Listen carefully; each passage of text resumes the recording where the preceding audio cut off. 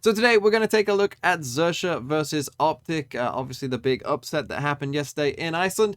And I think over the whole series, though, when you watch the games, it wasn't really that much of an upset in terms of Xerxia didn't deserve it. I think that they just played like the better team. I actually think that 13-10 on Icebox specifically kind of flattered Optic, and it didn't really seem that close in the end. So let's take a look at how Xerxia managed to beat Optic on their map pick of Ascent. And first, let's just talk about the team comps, because there are some things in here that I think did matter in the end. One is the Brim that Optic like to pick. They always pick Brim on this map. Not many teams do, but they have decided to go with Brim.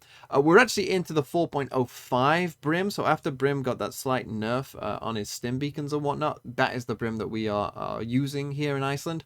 And I think, honestly, the Brim on this map, I'm not a massive fan of it, and I did think it cost them a bit here, and I'll explain why for some of these rounds. And on the side of Xerxia, we have the Sage. Now, the Sage is a pick that we see quite a few teams use. That's in replace of the KO, which is an interesting thing because KO is, of course, very good on this map. And generally, I'm not a massive fan of the Sage, but I think that Xerxia used it better than I've seen a lot of other teams use it and got more out of the Sage than others did, and I will explain that. So let's start here with round number 8. Optic are on the attack, Xerxia are on the defense. And as you can see, we have some A main pressure here from Optic. They have left the spike back here, which is kind of a bit of a clue. This isn't, like a full straightaway site execute, but they are going to pressure towards A to begin with. You can see we've got a drone down mid and the Killjoy doing normal Killjoy things, holding down B. This is something that you will often see from a lot of teams. So let's take a look at where we go from here. So here are the players towards this A site, and they are going to, make a bit of a push. And then what eventually is going to happen is we're going to get this Omen smoke,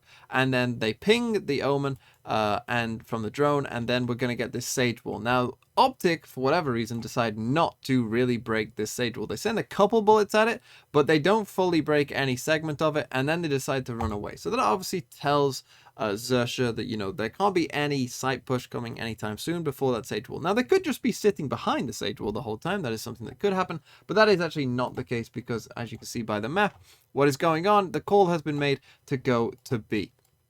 The thing is, Xerxia aren't going to move. The reason that they're not going to move is because they have Surf here on Jet with the Op just staring down here. And this is something that a lot of teams will do, is if you have your Jet posted in an aggressive position with an Op, ready with a dash, to get out, they feel comfortable that the Jet will be okay there, probably get one kill and get out, and then we can just come back and coalesce as a team on B, and we'll stick on A. And so that is exactly what X10 do. And so as we run this forward a bit and they start to come towards B, what's going to happen here is we're going to get the KO ult come in here. First off, the KO knife actually does get rid of the dash, but Surf is an absolute boss and feels like he doesn't have to move. And so he gets the first kill on Victor with the ult. Now, they are going to be able to res Victor, and the call comes in very quickly to, change course and decide to come across this way instead. But here's where the Brim, I think, causes maybe a bit of an issue for you, because of course Brim doesn't have rechargeable smokes, and so what they did was they thought that this was their execute. They used both Brim smokes there, and so now they only have one smoke left to go to wherever they want to go. And so instead of committing, and you can see that X10 were already here, they were ready for it, instead of committing to the site, they are now going to go back towards that A site. We also got an Omen ult there back onto the back side of B, which probably helped them in their decision making. So they're just going to try and run it down to towards this A site as soon as possible. Now, X10 or Xerxia, sorry, not X10. Xerxia kind of get aware of this and start to rotate back towards A, and the nano swarm in here has been already popped by the Killjoy. Now you can see the last Brim smoke is coming in here, and that means of course now you're out of smoke, so you can't smoke heaven, you can't smoke off anything else. And that again might just be a bit of a problem, because of course what's going to happen is Xerxia boys are going to come up here and play from heaven with no smokes. And another big key point is you'll see Ye here holding mid, and you might think, why is our Jet holding mid? Well, it's because Ye has an attacking Op, which is an absolutely fine idea. The problem here is you can ask 100 Thieves how it goes if you don't have an entry on this map and just try and dry run into sites. You can ask them how that goes, because that's how they got 13-0'd, and the same is going to happen here for Optic. So let's run it forward. And so what I personally would say here is what should happen is they should probably swap rifles with someone else to try and get in on the site. Now, whilst this is going on, I have to quickly point this out, is they brim ult the site in hopes of getting in on the site, but what's happened is the Sage, as again the Sage is just coming in pretty clutch in this round, Sage has done a lineup from here to get a slow orb in here. They basically therefore traded a brim ult for a slow because they can't actually get onto the site with this brim ult because the slow's there. And so that slow was super, super impactful, and it allows the players to rotate before anyone has even touched the site as well. And so, yeah, the brim ult basically does nothing because they've only just got past that Sage slow, and they're basically just going to run in and just die, you know, because they don't have an entry. Eventually, Ye is finally there, and then he picks up a rifle, and then he dies dashing in to Sushi Boys as well. And that dash probably should have come a lot earlier, and he should have been entering on the site, and they should have swapped the rifle for the op with one of his players. You know, it's just these little things that Optic just didn't do, and I don't really know why, because they're capable of doing it. And now let's come to round number 9, and this one is coming off the back of an Optic timeout. But might be the worst round I think I've seen them play, certainly in quite some time. So let's take a look at it, shall we? So they're going to go for a pretty much full A push. They take early A main control. It starts off perfectly fine, like they get into this A main control, but then the timings of these different things that go on is so bad, and the execution here is so bad. Let's just take a look. So what happens is Ye is about to dash in, okay? But the problem is for Ye here, he's going to miss this smoke. This smoke is meant to come up here so that you can dash in on top of Jen here and just live for a second. But what's going to happen is he's going to miss the smoke. So he's going to updraft and dash. You might notice that the Brim is running away from the site whilst the Jet has just run in. Quite weird. Quite weird indeed. Yes, that is quite weird. But what's going to happen is Sushi Boy is going to kill Ye because he missed his smoke, but then no one is going to follow Ye in. For whatever reason, I don't know this either, but for whatever reason, they then decide that this was the correct time to then use the Sova ult. I guess because the dart went there, but why Ye isn't waiting for the dart to land and ping someone and go in with the Sova ult, I have no idea. Ye's cue to go in there should be on the voice line of the Sova ult, because that is when the defenders have to panic about, you know, trying to avoid the Sova ult. And so when you're dashing in there, even if he did miss his smoke, if he did it when this Sova ult was going off, he might be okay. He might be able to get a kill because the defenders are going to be worried about defending the Sova ult. Or either he dies and they get a kill with the Sova ult. They actually end up getting a kill with the Sova ult anyway. But again, these players in A main, they are not moving. They are not seeing this as a chance to go in. And so even though they actually managed to get a kill with the Sova ult as well, no one moves. You can see here, Scary sends out this flash. He's thinking, God, they just got a kill with the Sova ult. They must be coming in onto site. This flash is absolutely no one. Victor's actually gone back to go and get this ult. Now, whilst this is all happening, we saw our friend Brim here run all the way back when we were entering on into the site. And so what's happened is the Brim has walked around here, got very lucky that Surf is watching this and not this, because with an op here, he's drive swinging, you can see there's no smokes, there's no utility in mid at all. He's very lucky that Surf was just watching the wrong angle, because otherwise he'd be dead for free as well, and there's nothing he could have done about it. So he gets lucky there, and then from here, let's just watch some more of this, because it's absolutely absurd what is about to happen. They send a Sage slow in, they slow them down, and eventually they're going to res. They must be thinking, what's going on? FNS tries to kill the res, but then dies to Cruz. I guess not expecting that someone might try and defend the res. Don't know. The smoke did fade at the time, so that's a bit unlucky, I guess, but still.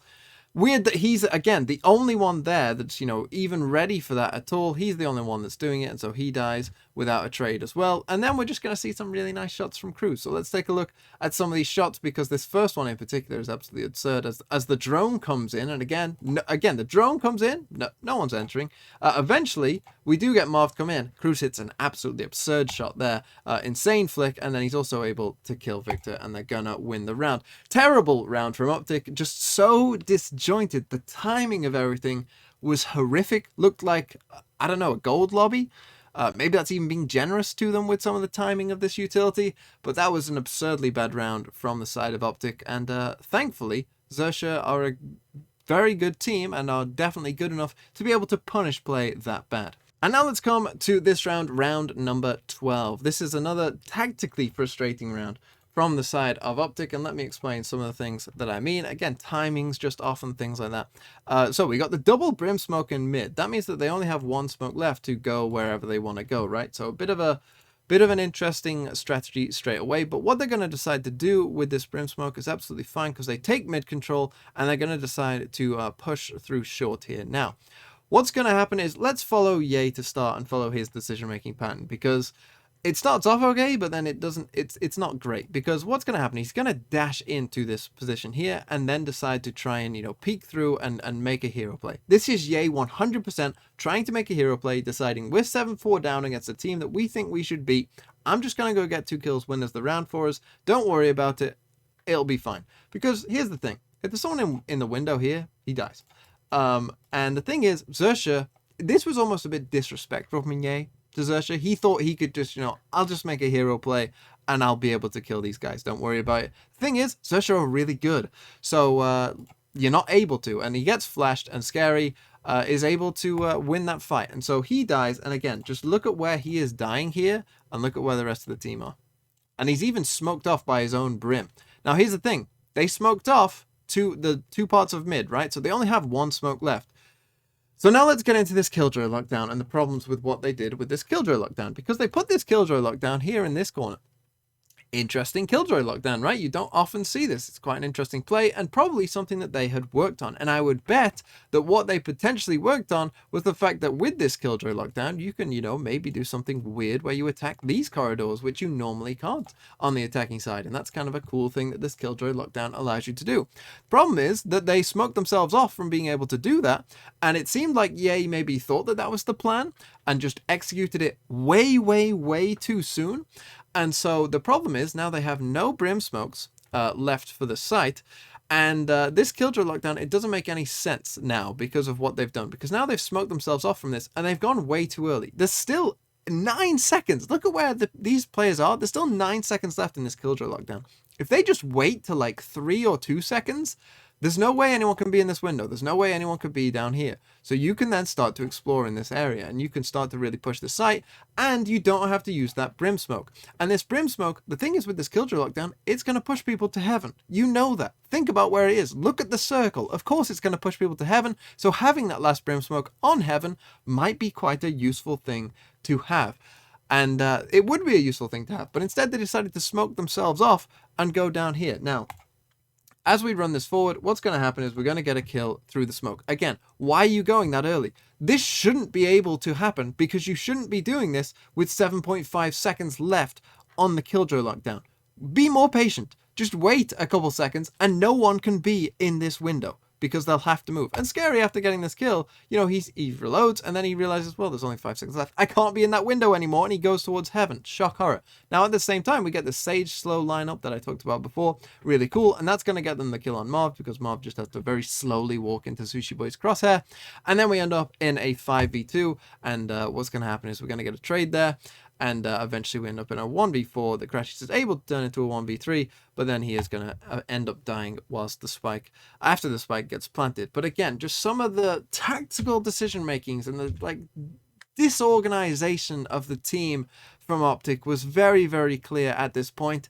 And, it seemed like there was a bit of disrespect to how Xerxia play and how good they actually are, because and thankfully, rightfully so, Xerxia punished them for it, made this a 2-0, and proved themselves to be just the better team. But now let's come to Xerxia's attacking side and round number 17. And what we're going to get here is they've shown a bit of presence towards A, but they are going to come back to B and make this a B execute, as you can see. And what they've got going on, we've got the Sova droning in right now.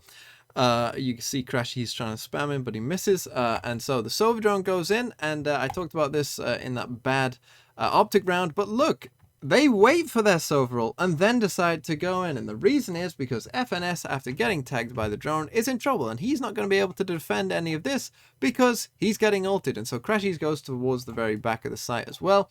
And so what we get is we get the Sage wall coming in here from Cruz, and so he's taking a quick look there. And then we're also going to get this updraft dash here for the Jet, who gets way onto site very early, going off the back of this Sovereign. And then we're going to get some questionable decisions by Crashies here as well, because Crashies, you just saw there, the drone. The Jet destroys it. So why he seems so surprised here, like he thinks he has time to dart here and then, be so unaware. I don't really know what he was thinking there, because he just saw that the Jet is right by him already. And so don't really know why he was so surprised. It seemed that, the Jet was right on him. But anyway, the Jet gets that kill, and then they are able to get in onto this site. But here's the thing.